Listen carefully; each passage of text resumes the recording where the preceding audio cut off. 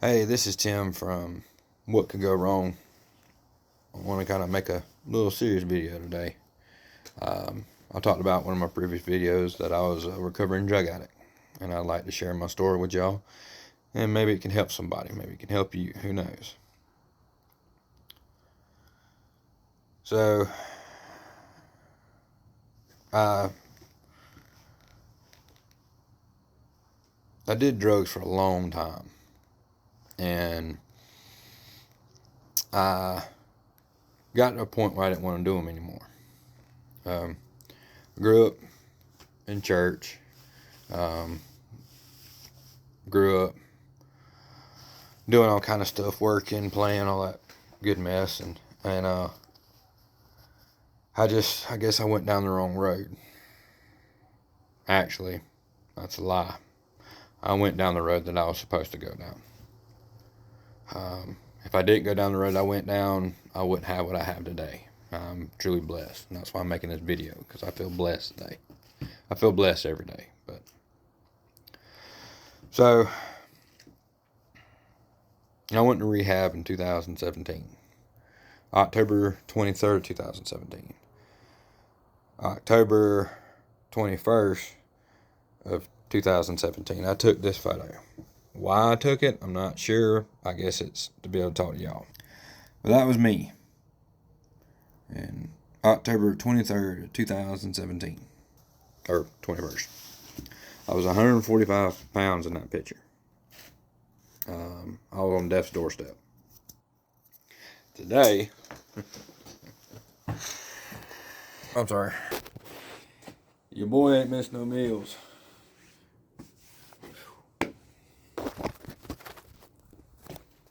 Your boy's fat. I want you to call me fat. Makes me happy. Because, you know, that picture. So, did drugs for a long time.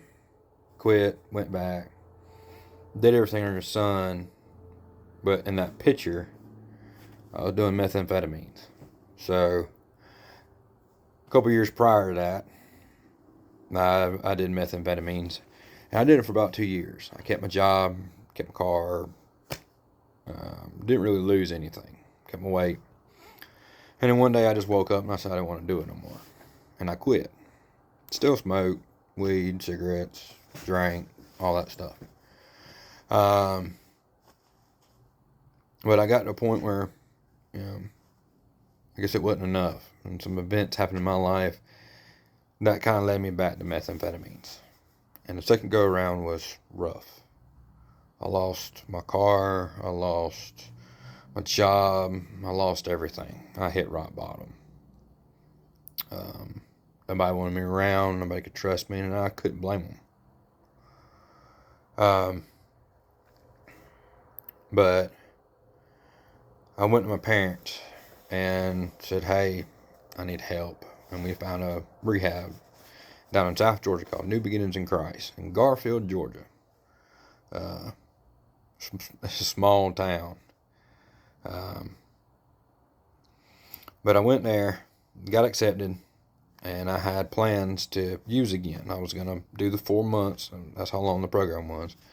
And then I was going to go back and use. Well, God had other plans. By the second day, I song come on and started playing, and I felt compelled to go to the altar. It's funny, the altar is usually the cleanest places in church, when they should be the dirtiest, with all the sins that you lay down in front of the cross, and your tears and everything. But I went down there, and I knelt down in front of the altar, and I said, God, I don't know why I'm here. I don't know what you want me. I've done some horrible things in my life, and you can't use me. Now, I went to stand up, and it was like a hand was put on me. Like I couldn't stand up. I looked around, there wasn't nobody around me. So I put my head back down on the altar. I said, God, you don't want me. You can't use me. I don't know why I'm here. I said, good talking to you. It's been a while, but, you know, you don't want me. And I went to go stand back up. And I couldn't. I physically could not. It felt like a hand in the middle of my back was just holding me there at the altar. could lift my head off the altar, but that was about it. And there was nobody around me. I laid my head back down and I said, God, what am I doing here? And I started crying and I started sobbing and I screamed at the top of my lungs, I don't want this life anymore. And I laid everything down at the foot of the cross. There were 65 guys in that rehab at that time, and all of them come and prayed for me. And it changed my life. I come up off the altar 100 pounds lighter, which I was 145 pounds. I didn't need to lose that much, but it felt good. I'm 260 today. I was 210 pounds when I started losing weight, and I was 145, and then I'm 260 now. I could stand to miss a couple meals. But I stayed down there for a year. And it's funny. I said, man, I can't wait to get sober while I'm at the trap house. I was at the dope house. Just bought some dope. Talking about, man, I can't wait to get sober. And I got a lot of weird looks. Funny enough, there was one time I did some pretty horrendous things, and I felt like my soul was going to hell, and so I got the Bible. Now, you want some strange looks? Crack open a Bible in the middle of a trap house and start reading it. You get some weird looks. But changed my life. I had to rebuild my life from scratch, from the ground up, and it is possible. Now, it's hard. It is really hard, and it's lonely doing that. But I'll tell you, it's worth it. Me and my wife started talking. I knew her whole family longer than I've known her. And we started talking and kind of hit it off. And October 23rd of this year, I'll be 9 years sober from drugs. I quit smoking cigarettes, quit drinking, quit doing drugs, quit everything. I'm about as sober as they come. And I enjoy it. I used to say all the time, if I knew being sober was this much fun, I'd done it years ago. I can't say that now because I've done it years ago. Another favorite one of mine is I had 13 years of sobriety, and then I turned 14. And I had a drug problem long before that. I was drugged to church, drugged to work, drugged here, drugged there. Those two jokes usually hit it pretty well in rehab. But I built my life. I have a house now. I have a yard. I have an acre of land. I have a truck. She's got a car. I've got a stepdaughter. She's mine, but she's biologically not mine. I got a 5-year-old that's mine, and a 3-month-old that's mine. I have a family. I remember sitting in rehab talking about, man, I can't wait till I'm 10 years sober. I'm going to have a loving wife, a great family, a house, land, good job. And I always wanted those things, and it seemed like I could never get them. And yesterday's goals are today's achievements. Most of us are in the rat race. We run around doing stuff. And we accomplish things in our lives, and we don't step back and really see what we have accomplished. We think about the next biggest thing. Oh, I can't wait to get a bigger house, or get a promotion at a job, or get a raise, or get a new truck. Well, at one time, all you wanted was a truck. All you wanted was that job. All you wanted was a house. I'm blamed for it too. I do it myself. But I really, in the past couple of years, I really stepped back and look, man, I really wanted all this, and I've achieved it. A lot of hard work. Sobriety is a lonely road. I lost a lot of friends when I got sober. Not by necessarily their choice, but some of them were mine. Some of them broke my heart when I did it. Um, I got a friend that saved my life multiple times. I've saved his life multiple times. And as far as I know, he's still using. And I cannot risk my sobriety over him. I made myself proud last year. I got 2 back molars on this side. The furthest one's back before your wisdom teeth pulled. And one of them broke, and the other one had a cavity in it. And so I got them snatched out, and the dentist said, or oral surgeon said, we give you painkillers. And that's what it was. And they said it was narcotics. And I said, no, ma'am, I don't want it. And I didn't take them. I took ibuprofen 800 milligram for a week straight. And it hurt. It hurt. I couldn't escape that pain. But I didn't do drugs. I didn't do narcotics. I didn't do anything strong. The strongest thing that I took was ibuprofen 800 milligram. And I tell you what, that was rough. But I made myself proud because I've always talked about if I get into a situation where I need some relief, and I've told my wife several times, if I ever, the only 2 times it's okay for me to take painkillers in my book is if I'm blacking out in pain or if I got to be transported, like life flighted or something. Those are the only 2 times, and I achieved that goal. So I wanted to post this video. I know I don't got many. I'm trying to make more content. Trying to make it to where, I got a bunch of different stuff. But, it's kind of building projects and use what you have. And that's basically what this video is. I had to rebuild what I had, and I did. Good Lord helped me through all of it. I got to give glory to God, because if it wasn't for Him, I couldn't have done this. I got an amazing wife, amazing family. It's a nice house to me. Some people might frown upon it, but it's a nice house to me. I've worked hard for it. Got acre land. Might be in the neighborhood, but you know what? It's ours. Well, right now it's the bank's, but it's ours. So don't be scared to reach out for help. I did.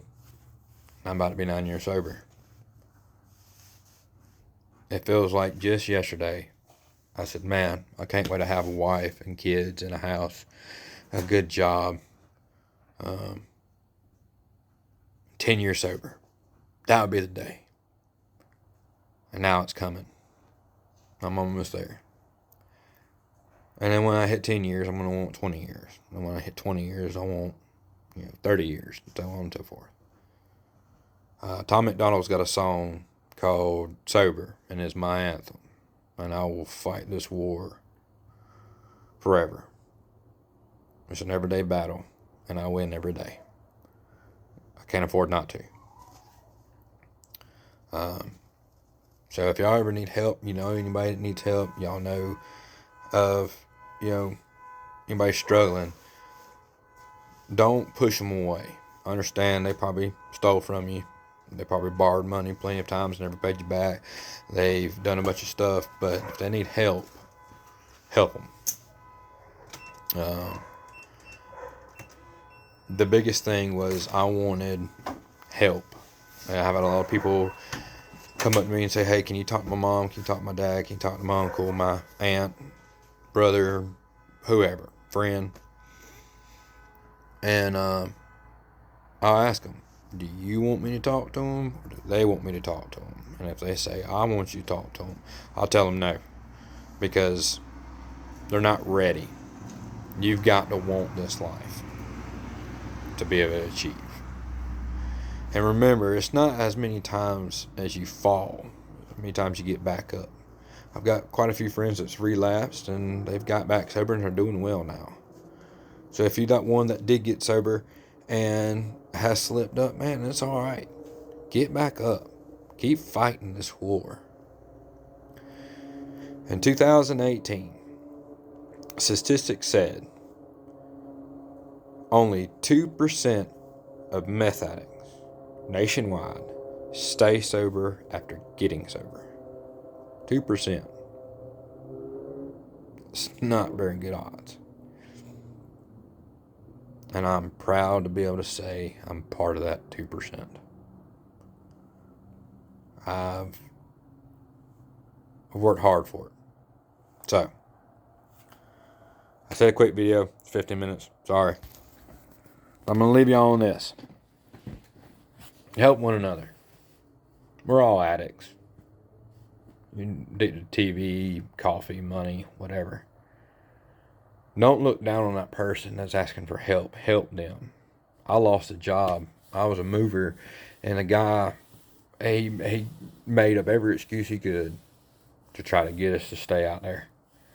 And I told him, a friend of mine had called me, he had relapsed, and he wanted help. And I told him that's where I was going to go. Well, we couldn't find this job that he was running us around, and so I went back to the office, and I went down there, and he called me up, mad and irate, and he told me I had 15 minutes to get back to the office, or I was fired. I said, well, go ahead and fire me. I'm an hour away. I'm helping a friend. Which I think he was trying to find a way to fire me anyway. I got a job within a couple hours.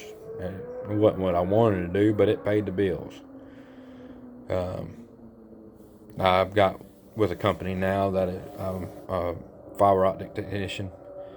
And, you know, I enjoy what I do. It's a good job. I know I've said sometimes on here, you know,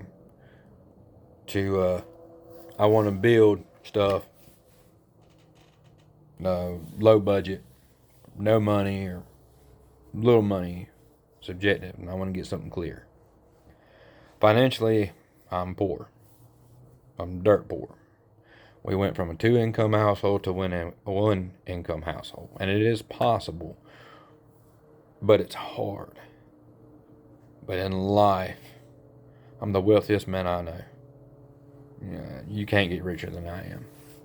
Money-wise, it's easy. In life, no chance. I'm rich beyond belief. So I just wanted to get on here and talk to y'all about that.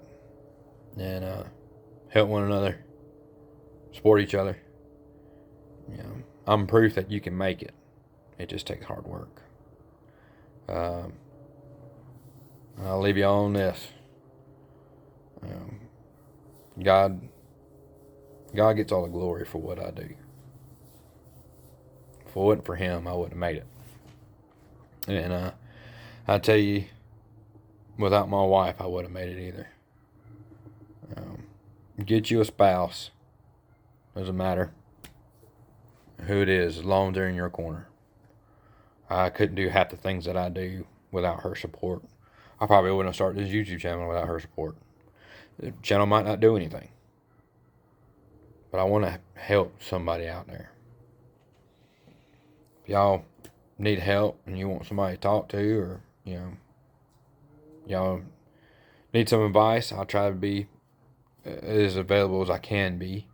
I'll try to respond to comments if y'all do leave them. Thank y'all for liking and sharing my videos and viewing all my videos and the subscriptions. I really do appreciate it. That is kind of a serious video, but I just wanted to just come here and say that. Keep your head on a swivel. Remember, you got this. It might be tough.